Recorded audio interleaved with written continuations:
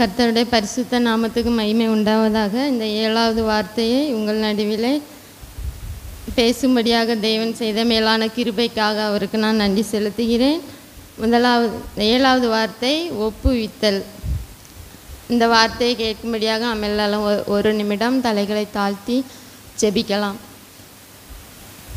அன்பும் இரக்கமும் நிறைந்த அன்பின் பரலோக பிதாவே, அப்பா, இந்த வேளையிலும் உம்முடைய சமூகத்தில் வந்து நீர் சிலுவையில் பேசின இந்த 7வது வார்த்தையை அப்பா தியானிக்க நீர் கிருபை செய்த மேலான கிருபைக்காக உமக்கு நான் நன்றி செலுத்துகிறேன் தகப்பனே. அப்பா, இந்த வேளையிலும் அப்பா உம்முடைய சமூகத்தில் இந்த வார்த்தையை கேட்கும்படி உட்கார்ந்து இருக்கிற உம்முடைய பிள்ளைகளையும் உம்முடைய கரத்தில் தருகிறேன் தகப்பனே. அப்போ அந்த வார்த்தையில் கேட்டு அதன்படி நான் தன்னுடைய வாழ்க்கையில் பிரயாசப்படுத்தி கொள்ள பிள்ளைகளுக்கு நீர் கிருபை அளிக்கும்படியாய் ஜெபிக்கிறேன் தகப்பனே. ஆவியானவர் தாமே அப்பா நீர் இடைப்படும்படியாய் ஜெபிக்கிறோம் அப்பா. நாங்கள் ஒன்றுமில்லை தகப்பனே, நீர் மறைத்து வெளிப்படும்படியாய் ஜெபிக்கிறேன். உடைய கரத்தில் தாழ்த்தி தருகிறேன், பொறுப்படுத்திக் கொள்ளுங்க. இயேசு மூலம் ஜெபிக்கிறேன் ஜீவன் நல்ல பிதாவே, ஆமென். அல்லேலூயா. இல்லை சத்தமாக சொல்லலாமா? அல்லேலூயா, அல்லேலூயா. வார்த்தை 7வது வார்த்தை ஒப்புவித்தல். இயேசு கிறிஸ்து சிலுவையில் தொங்கி நமக்காக தன்னுடைய ஜீவனை விடுகிற நேரத்தில் இறுதியாக அவர் மகா சத்தமிட்டு இந்த வார்த்தையை சொல்லியிருக்கிறார். வாசிக்கலாம். லூக்கா 23ஆம் அதிகாரம் 46வது வசனம். ஒருவர் சத்தமாக வாசிக்கலாம்.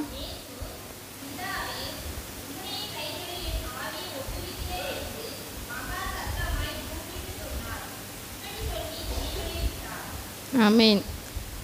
ஒப்புவித்தார். தன்னுடைய ஜீவனை என்ன செய்தார்? பிதாவினிடத்தில் ஒப்புவித்தார். ஒப்புவித்தல் அப்படின்னா என்ன பார்த்தீங்கன்னா, ஒரு காரியம் ஸ்கூலில் பார்த்தீங்கன்னா டீச்சர் என்ன செய்வாங்க? ஹோம்ஒர்க்கு கொடுப்பாங்க, பாடம் சொல்லி கொடுப்பாங்க, எதாவது எழுதிட்டு வர சொல்லுவாங்க. ஏதாவது ஒரு காரியம் என்ன செய்வாங்க? சொல்லுவாங்க. இதை சொல்லிவிட்டு இதை நீ என்ன செய்யணும்? செஞ்சுட்டு வரணும் அப்படின்னு சொல்லிட்டு சொல்லுவாங்க. செஞ்சு படிச்சுட்டு வந்து என்கிட்ட என்ன செய்யணும்? ஒப்புவிக்கணும். இல்லை அதை கொண்டு என்கிட்ட என்ன செய்யணும்? நீ ஒப்புவிக்கணும் அப்படின்னு சொல்லிட்டு என்ன செய்வாங்க? ஆசிரியர்மார் மாணவர்களிடம் சொல்லுவது வழக்கம். அதேமாரி மாணவர்கள் என்ன செய்வாங்க? மறுநாள் அதை கரெக்டாக செய்து கொண்டு என்ன செய்வாங்க? டீச்சர்கிட்ட ஒப்புவிப்பாங்க. அதேமாரி வேலை செய்கிற இடத்துல பார்த்திங்கன்னா அதிகாரி, அந்த முதலாளி வந்து ஒரு பொறுப்பான ஒரு என்ன வேலையை அந்த மக்கள்கிட்ட தொழிலாளிகிட்ட கொடுப்பார். அந்த தொழிலாளி அதை என்ன செய்யணும்? உண்மையும் உத்தவமாக இருந்து என்ன செய்வான்? அதை நீட்டாக செய்து முடித்து அதை அந்த எல்லாம் முடிந்த பிறகு என்ன செய்வார்? கொண்டு ஒப்படைப்பார். அந்த முதலாளிகிட்ட கொண்டு என்ன செய்வார்? ஒப்படைப்பார். நான் எல்லாம் செஞ்சு கரெக்டாக முடிச்சிட்டேன் அப்படின்னு சொல்லிட்டு என்ன செய்வார்? ஒப்படைப்பார். அதே மாதிரி தான் நம்முடைய தேவனாகிய இயேசு கிறிஸ்து வந்து சிலுவையில் எல்லாவற்றையும் சொல்லி முடிந்த பிறகு தன் ஆவியை உம்மிடத்தில் என்ன செய்கிறேன்? ஒப்புவிக்கிறேன் அப்படின்னு சொல்லிட்டு என்ன செய்தார்? தன் ஜீவனை விடுறாரு. முதலாவது வார்த்தையை பார்த்தீங்களா? பிதாவே இவர்களை மன்னியும் அப்படின்னு சொல்லிட்டு என்ன செய்கிறார்? முதலாவது வேண்டுதலோடு அவர் வார்த்தை என்ன செய்கிறார்? தொடங்குகிறார். பிதாவே இவர்களை மன்னியும்.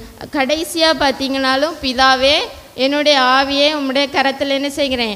ஒப்பு கொடுக்கிறேன் என்று என்ன ஒப்பு கொடுக்கிறார். அவருடைய ஆவியை பிதாவினிடத்தில் என்ன செய்கிறார்? ஒப்பு கொடுக்கிறார்.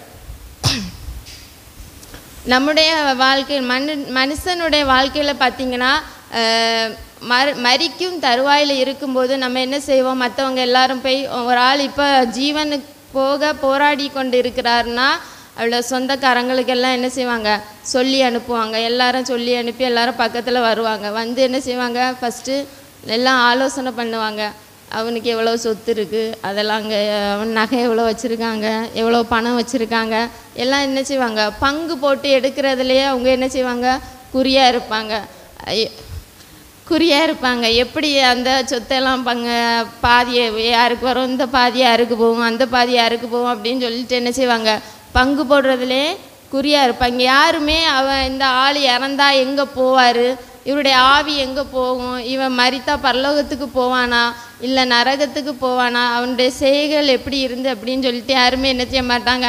அதெல்லாம் லாஸ்ட்டாக எப்போவாது யாருக்காவது அவர் ஒரு நன்மை செஞ்சுருந்தா அந்த ஆள் மட்டும் சொல்லுவார், இவன் எனக்கு நன்மை செய்தான், அதனால் இவனுடைய ஆவி இவன் கண்டிப்பாக பரலோகத்துக்கு போவான் அப்படின்னு சொல்லிட்டு யாராவது ஒரு ஆள் தான் சொல்லுவாங்க. ஆனால் அந்த குடும்பக்காரங்க, சொந்தக்காரங்க, பந்தக்காரங்க யாருமே என்ன செய்ய மாட்டாங்க, அதை பற்றி பேசவே மாட்டாங்க. அவங்க எப்போவுமே பங்கு போடுறதுல தான் என்ன செய்வாங்க, குறியாக இருப்பாங்க. அப்படின்னு இயேசுவை சிலுவையில் அறைய தொங்க விட்டுருக்கும்போது அவர் அநேக பாடுகள் பட்டு, அநேக அடிபட்டு, நொறுக்கப்பட்டு, வேதனைப்பட்டு, அவமானப்படுத்தப்பட்டு அவர் சிலுவையில் தொங்கி கொண்டு இருக்கிறார்.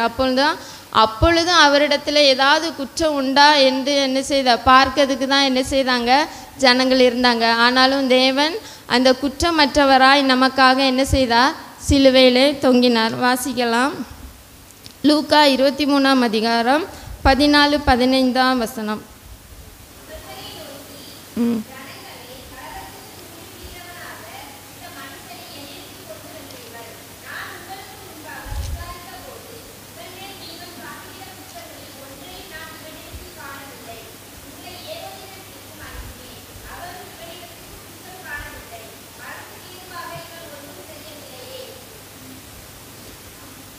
அவர் எந்த குற்றமுமே செய்யவில்லை. எல்லா இடத்துலையும் அவரை என்ன செஞ்சாங்க, அவர் எங்கே குற்றம் செஞ்சுருக்காருங்கிறது மைனூட்டாக பார்க்கறதுக்காகவே ஒரு கூட்டம் அந்த அவரை சுற்றியே இருந்துட்டு இருந்தாங்க. இவர் எப்போவாவது ஒரு தப்பு செய்வார், அது நம்ம குற்றம் சாட்டி இவரை தூக்கி என்ன செய்யலாம், உள்ளே போடலாம், இல்லை ஏதாவது ஒன்று பண்ணலாம் அப்படின்னு சொல்லிட்டு அவங்க குற்றம் சாட்டுதலே குறியாக இருந்தாங்க. இப்போ வேத பாரகர், பரிசேயரெல்லாம் அவங்களும் இப்படி தான் இவர் மேலே குற்றம் சுமத்துறதுக்கே குறியாக இருந்தாங்க. லூக்கா எழுதின சுவிசேஷம் 6ஆவது அதிகாரம் 7வது வசனத்தை வாசிக்கலாம்.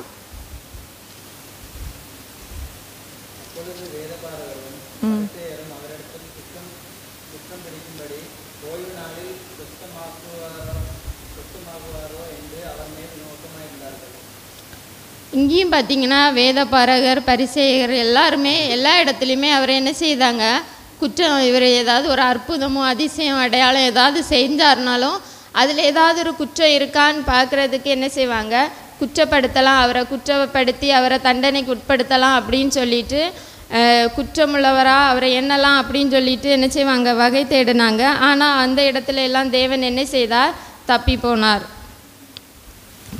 அதுக்கப்புறம் பார்த்திங்கன்னா அவரை குற்றம் கண்டுபிடிக்கப்படாத அவராய் நமக்காய் சிலுவையில் தொங்கினார். அப்புறம் பழுதற்ற பலியாக நமக்காக என்ன செய்தார், அவர் ஒப்பு கொடுத்தார். எபிரேயர் 9ஆவது அதிகாரம் 14வது வசனம். அவர் பழுதற்ற ஜீவ பலியாக நமக்காக சிலுவையில் தொங்கினார். எபிரேயர் 9ஆவது அதிகாரம் 4வது வசனம்.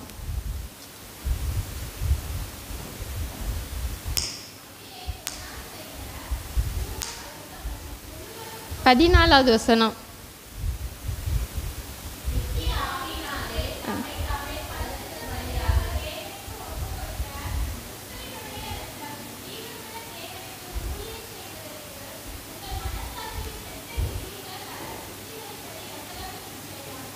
நித்திய ஆவியினாலே தம்மை தாமே பழுதற்ற பலியாக தேவனுக்கு ஒப்பு கொடுத்த கிறிஸ்துவினுடைய இரத்தம் ஜீவனுள்ள தேவனுக்கு ஊழியம் செய்வதற்கு உங்கள் மனசாட்சியை செத்த கிரியைகளற்ற சுத்திகரிப்பு எவ்வளவு நிச்சயம்.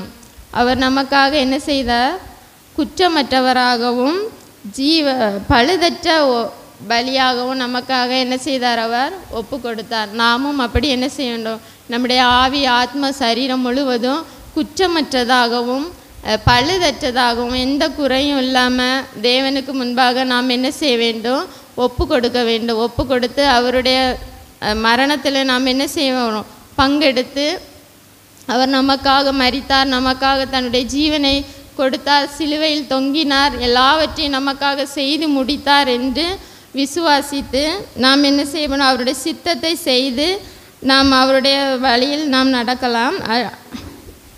அதுக்கப்புறம் பார்த்திங்கன்னா இயேசுவை சின்ன வயதிலே அவருடைய தாய் தகப்பன் என்ன செய்தாங்க, ஒப்பு கொடுத்தாங்க. சின்ன வயசுலேயே லூக்கா 2ஆம் அதிகாரம் 23வது வசனம்.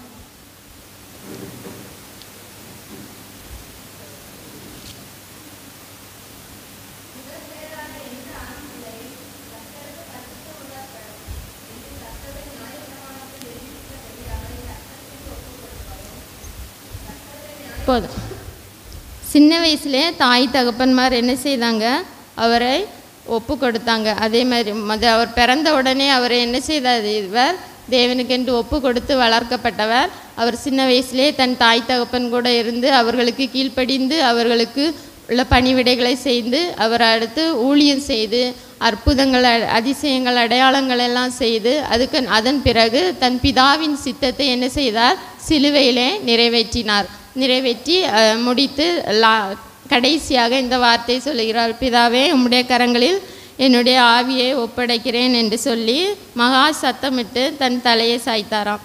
அதேமாரி நம்மும் அவருடைய சித்தம் செய்து வாழ்கிறவர்களாய் நாம் என்ன செய்ய வேண்டும், காணப்பட வேண்டும். அவருடைய ஆசையை அதான் நாம் என்ன செய்ய வேண்டுமா, அவருடைய சித்தத்தின்படி நாம் என்ன செய்ய வேண்டும், வாழ வேண்டும். 1 தெசலோனிக்கேயர் 4ஆம் அதிகாரம் 3ஆம் வசனம்.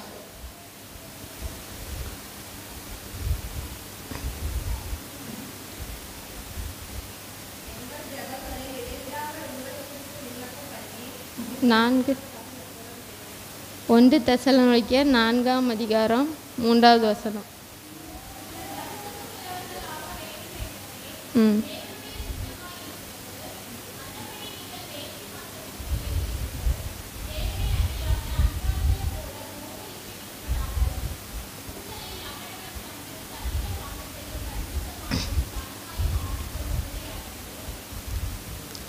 நாம் வாழ்வில் தேவன் சித்தம் பரிசுத்தமாக இருந்து தேவனுடைய சித்தத்தை செய்வதை தான் அவர் என்ன செய்கிறார், விரும்புகிறார். நம்முடைய ஆவி ஆத்மா சரீரம் முழுவதும் எப்படி இருக்கணுமா, பரிசுத்தமாக இருக்கணும். நம்ம பரிசுத்தமாக இருந்தால் தான் அவருடைய சித்தத்தை நான் என்ன செய்ய முடியும்.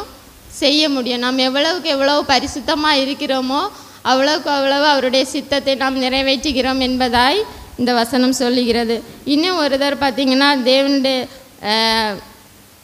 இன்னொரு ஆளை பார்த்திங்கன்னா இந்த ஸ்தேவான் என்கிறவர் என்ன செய்தார், கல்லறிந்து அவரை கொல்ல போகும்போதும் அவர் சுற்றி நிற்கிறவங்களை என்ன செய்யலை, பார்க்கல. அவர் பிதாவை மட்டும்தான் என்ன செய்தார், நோக்கி பார்த்து பிதாவே இவர்களை மன்னியும், உம்முடைய கரங்களில் என்னுடைய ஆவியை ஒப்பு கொடுக்கிறேன் என்று ஸ்தேவானும் இப்படி தான் சொன்னார். நாமும் சுற்றி இருக்க சூழ்நிலைகள் நம்ம நெருக்கும் பாடுகள் பாவங்கள் எல்லாவற்றையும் உதறி பரிசுத்தமாய் வாழ்ந்து தேவனுடைய சித்தத்தை நாம் என்ன செய்ய வேண்டும். அதான் இயேசுவும் அப்படி தான் அவருடைய சித்தத்தை எல்லாம் செய்து முடித்து சிலுவையிலே கடைசி நேரம் வரையிலும் முதலாவது ஜனங்களுக்காக வேண்டுதல் செய்து அடுத்து ஒவ்வொரு காரியத்தையும் எல்லாவற்றையும் செய்து முடித்து எல்லாம் முடிந்தது என்று சொல்லி அவர்கிட்ட என்ன செய்தார், தன்னுடைய ஆவியை ஒப்பு கொடுத்தார். நாமும் பரிசுத்தமாய் வாழ்ந்து நம்முடைய எல்லா அவயங்கள் செய்த பாவங்களை எல்லாம் ஆண்டவரிடம் மன்னிப்பு கேட்டு பரிசுத்தமாய் வாழ்ந்து நம்முடைய